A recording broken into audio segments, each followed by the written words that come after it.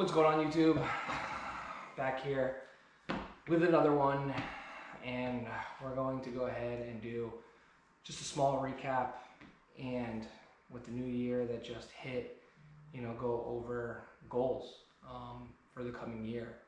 Ultimately, this past year, I changed my life, and I kind of wanted to talk about that and get a little personal with you guys, just so you guys can understand why I started this YouTube channel and where I want to kind of go with it, and the content that I'm hoping will come later of it. But we'll get all into that good stuff right after this intro.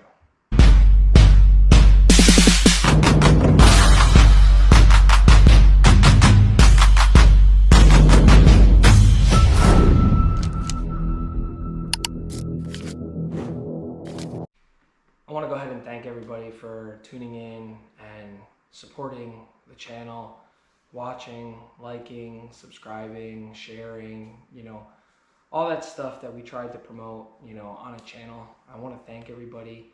It's not something I'm trying to, grow, astronomically and become, this YouTuber and make money and be, moderated, I guess, on YouTube. That's not the goal for this channel. It's merely just, I'm doing it as a hobby. And for the people who support me locally and from afar, I really, really appreciate you guys. It means a lot. I know we have a lot in common. Some of my subscribers, we've messaged back and forth. And I just want to let you guys know that I really, really appreciate that. And it means a lot to me. So thank you to you guys. And so right now I'll get into the recap. More or less, end of 2024, beginning of 2025, completely changed my life. And I ended up getting really sick at the end of 2024 and into 2025. I got COVID pretty bad, and I started having, all these health issues that persisted, right after I had gotten COVID. I started out with like getting a lot of anxiety, panic, episodes of doom, and that ultimately lasted about like a month or two. And then more or less what happened after that is like my stomach just completely changed for the worst. I ended up getting like constipation, then I would get diarrhea, then I couldn't eat certain foods, and like all these weird and strange things were like going on with me, and we had no idea why. So I'm originally from Miami, and I moved to Ocala, to buy a home here because they're building like crazy. If I had known what I know today about Ocala, I probably may have reconsidered. There is a lot of opportunity and growth and equity here in Ocala. The problem is the infrastructure, but it's not bad. I mean, I got my family here. I got a beautiful home, 2.5 car garage, as you guys have seen, if you've watched a few of the videos. But ultimately what ended up happening is that I kept going on this downhill spiral. And, after the constipation, couldn't eat certain foods, diarrhea episodes, I started to lose about 1.3 pounds a week. And I wasn't able to sleep anymore. And when I talk about not being able to sleep, I mean legit being up, for around 3 to 5 days. I just could not get to sleep. I tried melatonin, I tried sleep aids, I tried other supplements, I've tried, actual medicine to try to help me to sleep. And for whatever reason, I don't know what, happened to me after I got COVID, but I just couldn't sleep. And ultimately, when you mix all those things together, you can put yourself in a pretty bad spot. And so what ended up happening to my body is it went into like a preserve mode. Ultimately, I was of no use to my wife, no use to my kids. I was constantly miserable. I was in a really, really bad place, and we were really, really scared of what was going on with me. That being said, my wife decided that maybe we should go, I'm born and raised in Jersey, and she's from Connecticut. And we kind of decided like, hey, I think we should go up north and get you some help and find out what's going on. And so I went up north and I saw a lot of doctors. I spent a lot of money. And if you look at, if you follow me on Instagram, and if you watch some of the earlier videos on my channel, everybody would know that my FK8 was not always blue. I always wanted this color FK8, but I could not find one at the time that I was looking, which was 2021. I couldn't find one at that time because it was right after COVID, if my life depended on it. So I looked for a white one, championship white, type R, iconic, that mixture, white. And at that time, because of COVID, I couldn't find one. And so I had a Ram 1500. It was blackout. It was a blackout edition. A cop owned it before me. He did a lot of good stuff with it. And I had seen on Auto Tempest that there was this red FK8, which that was like my third choice. Not crazy about red, but I like red. I've had several red cars. In fact, a lot of my cars are red. But my last car, one of my last cars, my 2004 DC5 was red, and I always wanted the blue one. But everybody knows, like, the DC5 in that blue, very, very hard to come by. So I settled for a red one, and they actually reached out to me on because it was a Chrysler Dodge Ram dealership. They found out that I had the Ram 1500, the blackout package one, and they actually ended up messaging me, I think, or I might have called and inquired online or something. I don't remember the details, but I put so I think some info in on the computer inquiring about the car, and they hit me up and they were interested. Needless to say, there was a lot of back and forth, but I ended up getting my first FK8. It was a 2017 serial number was 1154. Very, very early serial number. I think it was starting to be manufactured. It's on one of my videos. I think really early 2017 or end really late of 2016. So that was really cool. And the way you find that out, by the way, is I like putting like these little touches inside my car, and one of them is I take the oh shit handle, by the driver door that's on the roof there, and I take it out and I put a sunglass like visor where I can put my sunglasses in, and when you take that off, there's an actual date of install on your handle, and I think it was pretty late in 2016 or really, really early 2017, so that was pretty cool. But anyway, so yeah, I've had two. This is my second. Ultimately, unfortunately, I had to sell my first one. I love that car. It was quick. It was nice. It wasn't like the fastest, but it felt really good. I was at 408 wheel horsepower. I was pushing E20 to E35 sometimes on ethanol mix. It was tuned by Red Star Peppo. Really, really great tune. That car I drove several times from Florida all the way up to New Jersey, back down to Florida. Then I went up to Connecticut. Then I brought it back down, and then I went back up again, and I ended up selling it because I needed money to pay for doctor's bills because I was trying to get well. Ultimately, what ended up happening is no doctors could really find out what was going on with me, which was really scary. I had lost a severe amount of weight. I think when I left Florida in 2024, I was 182 pounds, and then by February or March, I was 145 pounds. And I was seeing one of these one of the last doctors that I was willing to give a chance to find out what was going on with me. And she said to me, she's like, look, you need to move more. You need to get out and get uncomfortable and get outside and you got to do stuff. What do you love to do? What's your hobby? And when she said that to me, I got really emotional. And, because I didn't know where we were going to end up, or where I was. Yeah, my family and I didn't know what was going on. I didn't know what was going to happen. we were thinking worst case scenarios on a lot of stuff. I did scopes, scans, surgeries. Nobody could find anything. And even though that's a good sign, it could be a bad sign too. But she said, what is your hobby? And I looked at her and I said, the one hobby I had to get rid of it and sell it so I can get well. And she literally flat out said, I believe you can get back to that place and you can continue with that hobby. And that hobby is this.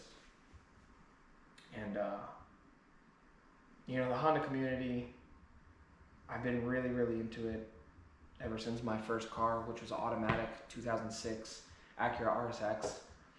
That was my first, well, my first Honda was a 2000 or 1999 EJ8. It was automatic, but it was that beautiful green. It was a coupe, and I made that shit look as much as I could like an EM1, even though it was green. We all know that the EM1 didn't come in green, but I didn't care. You know, I did the fog lights and the spoiler and the wheels, and it turned out to be pretty nice. But the Honda community has always been there for me, and I ended up finding this car in Texas. It was one owner, certified pre-owned by Subaru, but that's not really certified pre-owned. That's how they pitched it to me. That's how they sold it to me. But I was like, well, look, you guys don't have to do that. You know what I mean? Like, it's only Honda can certify pre-own this vehicle. And I picked it up for a really good price. Granted, it did have, I think, 70,000 plus miles on it, but I didn't care. It's a Honda. To me, that's brand new. You know what I mean? Hondas, you know, they don't break. You know what I mean? And they're an easy fix. So I ended up buying it, and I shipped it in an enclosed trailer from Texas to Connecticut because I was still in Connecticut at the time, and I got it, and we got into a little issue with the whole front clip, but it ended up going back to Honda, and the collision center worked with Honda to get the OEM exact paint match, because with Eibach blue, which not a lot of people know this, but this is a discontinued color. Eibach blue for the FK8. They discontinued this color in 2019 to start up the new blue color, which was Boost Blue. So that's why 2021 and above, you won't find Eibach blue. It's a discontinued color, but what a lot of people also don't know is that there are different shades of Eibach blue on different years of the FK8. So you have the paint code, and then I think the letter, and then there's a -01, a -02, and a -03, which is they're all pretty much the same, but the shades are just they're off by a shade. But they pulled the records. They found out the proper shade, you know, to blend the car and to paint it correctly. They did a pretty good job for the most part, and I wanted to document that whole thing. Just because at that time I was documenting my health journey. I was helping out a lot of people, you know, on Reddit and on TikTok that were posting, you know, they were posting similar symptoms of what they were going through after they got COVID, which was loss of sleep. They couldn't eat certain foods, severe anxiety, panic attack, episodes of doom, severe constipation or diarrhea, which they were being diagnosed with irritable bowel syndrome. And ultimately what ended up happening is I did a really deep dive into my own health and my genetics, and I came to find out that you know, I basically endured long COVID, and you can look up long COVID, but long COVID is real. It's more or less when your body, the spike proteins in your body from getting the actual virus, they can turn on and off, you know, your genetic precursors and your genetic dispositions, because we all have good genes and we all have bad genes. And for me, a lot of my genetic profile, the bad side was turned on, and my good side was turned off, because I'm from Miami. I used to work out a lot on 9th and Ocean. I was a solid dude, you know. I was on 9th and Ocean on Muscle Beach. I was hanging out with all those guys out there doing muscle ups and putting, you know, nearly 1,000 push-ups a day. I was a calisthenics guy. I was lean, I was fit, and I ate right, and I was, for the most part, you know, in really good health. So that being said, you know, I knew my body, and I knew how I felt, and I knew that what I was feeling and what I was going through was not normal for me. But I don't want to get into any more really of that stuff. If you guys want to hear more of that stuff, you could drop a comment below, or you could message me or hit me up on Instagram and say, hey, I want to hear more about that stuff, because the channel, I really want to focus it on the car, on the culture. I run a group called Tri-City Hondas here in Ocala, and we kind of, we do local, triangular meet and on a more wider city spread. So you got Tampa, Orlando, Ocala, or Gainesville, Ocala, Jacksonville, or you got Bellevue, Ocala, or the villages. So we keep it to like 3 cities or local towns up here in central northern Florida. And I've just been documenting a lot of like what I'm doing with the car, just because I want to see the progress. I didn't document the last one as much as I'd like to, and it's a hobby for me, to be honest. It's just for me to see how far I've come, because if there's one thing you'll never get back, it's time. And I just want to see how I progress in life. So, my goal is to do a really clean, authentic JDM build on this car. I already ordered a bunch of HKS parts on the vehicle. I plan on getting some Mugen parts for the vehicle, Seeker, Jay's Racing, and just document the process and have our group and our guys and gals. We got a lot of gals, believe it or not. I think there's like 2 or 3 girls in our group, which is so dope. I think that's so awesome. But I just want to show people that this is what healthy car culture is. This is what it's about, is getting together, being there with one another, and just vibing and just being positive. And our group is, our group, thank you to you guys. You guys have helped me more than you know. All of you guys. Jonathan, Adriel, Nick, Christian, man, you I miss you, dude. You need to come back. You need to come back from Puerto Rico. I can't wait for you to get back. But and there's so many. I can't even think of everybody. Gilbert. There's just so many of us. You know what I mean? And our group is so solid. Everybody helps one another, and it really humbles me. You know what I mean? This is not for how many subscribers I have and how many views I can get. I don't care. I don't care about any of that stuff. I'm doing this for me.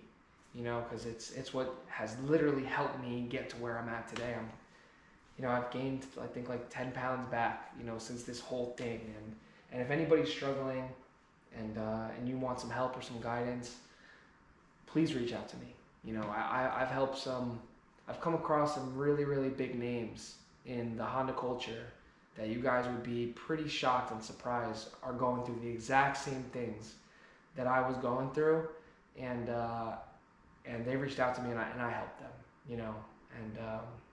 I think it's pretty crazy. Not a lot of people want to talk about it because they don't want to show that vulnerability. They don't want to show. They think they're weak, and you're not. It's scary.